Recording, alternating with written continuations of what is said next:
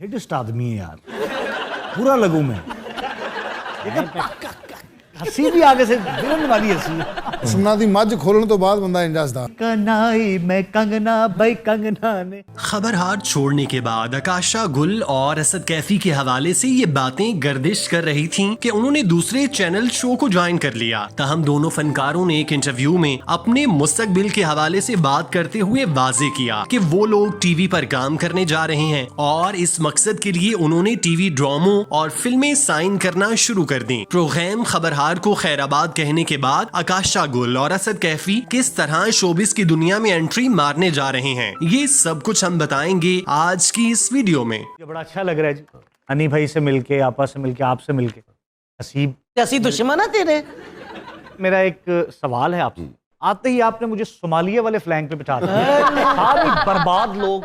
आफ्ताब इकबाल के प्रोग्राम से राहें जुदा करने के बाद असद कैफी, आकाशा गुल और अजहर रंगीला सोशल मीडिया स्टार बने हुए हैं। उन्हें एक के बाद एक चैनल पर इंटरव्यूज के लिए मदऊ किया जा रहा है, जहां उनसे सिर्फ एक सवाल पूछा जा रहा है कि उन्होंने किस वजह से आफ्ताब इकबाल का शो छोड़ा। हालांकि तीनों फनकार इस हवाले से बहुत से चैनल्स पर जवाब दे चुके, लेकिन उनसे बार बार यही सवाल पूछा जाता है क्योंकि ये इस वक्त ट्रेंडिंग पर है। चुनाचे हर यूट्यूब चैनल बहती गंगा में हाथ धोता दिखाई दे रहा है। आफ्ताब इकबाल के साथ तवील अरसे तक काम करने वाले असद कैफी ने खबरहार छोड़ने के बाद जितने भी इंटरव्यूज दिए, उन सब में उन्होंने शो छोड़ने की वजह यही बयान की कि वो ड्रामों और फिल्मों में काम करने के लिए वक्त निकालना चाह रहे थे। चुनाचे इसलिए उन्होंने शो से ब्रेक ली क्योंकि इस शो की वजह से उन्हें दूसरे प्रोजेक्ट्स में काम करने का मौका नहीं मिल रहा था। पूरे दिन की शूटिंग होने की वजह से वो कुछ नहीं कर पा रहे थे। उन्होंने इस हवाले से खबरहार के प्रोड्यूसर से भी बात कर ली थी और उन्हें अपने प्लान के बारे में बता दिया था कि उन्हें कराची से बार बार काम की पेशकश हो रही है और उन्होंने एक तवील अरसे से इन पेशकश को होल्ड किया हुआ था, लेकिन अब वो इस शो से ब्रेक लेने का फैसला कर चुके ताकि वो फिल्मों और ड्रामों में काम कर सकें और अपना पोटेंशियल मजीद बढ़ा सकें। असद कैफी के बारे में ये बात सभी जानते हैं कि उनका ताल्लुक पाकिस्तान के मकबूल तरीन फिल्मी घराने से है। उनके वालिद किफायत हुसैन भट्टी मकबूल तरीन अदाकार और फिल्म साज थे, जबकि उनकी वालिदा चकोरी का भी अपना नाम था। इसके अलावा उनके ताया इनायत हुसैन भट्टी भी इंडस्ट्री का नाकाबिले फरामोश नाम है। भट्टी बरादरान के पाकिस्तान फिल्म इंडस्ट्री के लिए खिदमात काबिले तहसीन है। भट्टी बरादरान के बाद उनके बच्चों ने फिल्मी विरासत को आगे बढ़ाने में अहम किरदार अदा किया। इनायत हुसैन भट्टी के बेटे वसीम अब्बास और उनके बेटे अली अब्बास इंडस्ट्री में अपना नाम बना चुके, जबकि उनके कजन आगा अली भी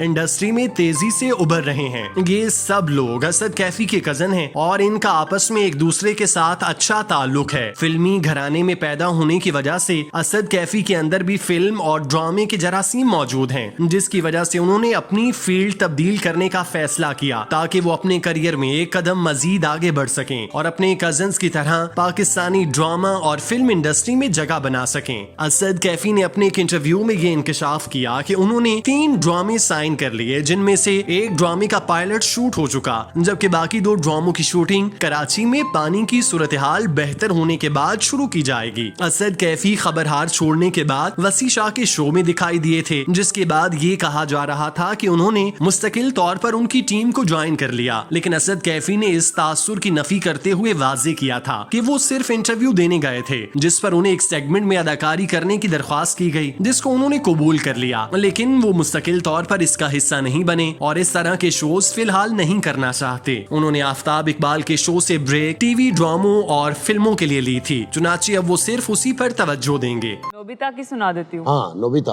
अरे डोरेमोन, डोरेमोन शिजुका तो मुझसे फंस ही नहीं रही है। डोरेमोन अपनी टाइम मशीन में से कुछ निकालो ना। अरे डोरेमोन मेरे साथ ही। आकाशा गुल गुज़श्ता दिनों अजहर रंगीला और असद कैफी के साथ प्रोग्राम तंजो मजाक की मेहमान बनी। इस मौके पर उन्होंने अपनी फनी और जाती सफर के हवाले से बात की। वहीं उनसे भी आफ्ताब इकबाल का शो छोड़ने की वजह पूछी गई, जिस पर उन्होंने भी अपने साथी अदाकारों वाला जवाब दिया कि उन्हें भी बहुत से प्रोजेक्ट्स ऑफर किए जा रहे थे, लेकिन उनके पास वो करने का टाइम ही नहीं था, क्योंकि खबरहार की शूटिंग का वक्त इतना ज्यादा हुआ करता था कि उसमें पूरा दिन लग जाया करता था। वो दोपहर को 2 बजे स्टूडियो में दाखिल होते थे और अगले दिन सुबह फजर के वक्त घर वापस आते। इस कदर मुश्किल रूटीन की वजह से वो ना ही घर वालों के लिए वक्त निकाल पाती थी और ना ही उन्हें दूसरे प्रोजेक्ट्स करने का मौका मिलता। आकाशा के बकौल वो अदाकारा होने के साथ साथ गुलकारा भी हैं, तो उन्हें इनफरादी शूट्स भी मिलते थे, लेकिन मसला सिर्फ वक्त का होता था। उन्हें ड्रामों में भी काम करने का कहा गया। इसके अलावा वो फिल्मों में भी एंट्री देने जा रही हैं। इस हवाले से कहा जा रहा है कि उन्होंने मोहम्मद राना की आने वाली फिल्म में कोई किरदार अदा किया। इसके अलावा भी मुमकिना तौर पर कई ऐसे प्रोजेक्ट्स हैं जिसकी वो जीनत बनेगी। चुनाचे दीगर मौकों से फायदा उठाने के लिए दोनों फनकारों ने इस शो से ब्रेक ली ताकि वो उन ऑफर्स पर काम कर सकें जो उन्हें मुसलसल इंडस्ट्री की जानिब से की जा रही हैं। और बतौर फनकार ये हर किसी का हक है कि वो अपने आप को बेहतर से बेहतर जगह पर देखे, जिंदगी में आगे बढ़े और हर मौके से फायदा उठाए। लेकिन इस मामले में सिर्फ इस चीज का ख्याल लाजमी है कि किसी दूसरे को नुकसान पहुंचाकर खुद फायदा हासिल न किया जाए, दूसरों को नीचे गिराकर खुद आगे न बढ़ा जाए। इस अमल से मामलात भी खराब होते हैं और फिर एक फनकार इंडस्ट्री में अपना इमेज खराब कर लेता है, जिसकी वजह से उसके करियर पर बुरी छाप पड़ जाती है, जिसको खत्म करने में उसे सारी जिंदगी सर्व करना पड़ जाती है।